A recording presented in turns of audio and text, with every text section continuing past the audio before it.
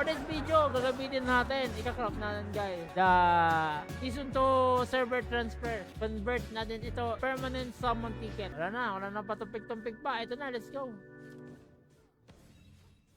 11 pieces. O, yan na. 11 pieces pala magiging kapalit nun. Ayun, dito siya gagamitin mga lodi. Normal summon. Ano ba mas maganda dito? Per piece or per 11 summon agad? Anong ritual nyo guys? Anong ritual nyo? Isang bagsak or isa-isa? 11 agad? Isang bagsakan lang? Sige isang bagsakan. Maganda pa nang makukuha ko in 3, 2, 1.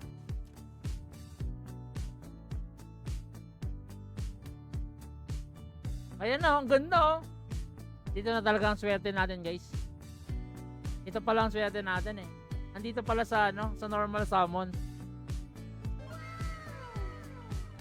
Yun! Wala lon. Wala lumabas. Yun na yun. Oh, yun na to. Market mission reward. Oh. Ayun oh. Road of the Red-Nosed Reindeer. Pang Adonis yung costume. Oh, wala yun. Ang Adonis niya. Ang Adonis niya, Lodi. Kailangan natin gamitin yan. Ang Adonis. Di ba ito lalamigin?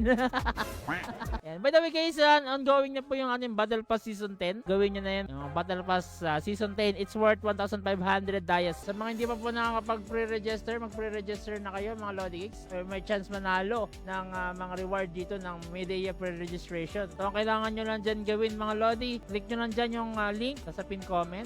Pre-register, then gawin nyo lang yung mission dyan. Balikan nyo na lang yung step 5 for December 18 para finish mission. Napipil upan. So dito muna natin tatapusin tong ating paglalakbay dito sa Lord 9. Maraming salamat.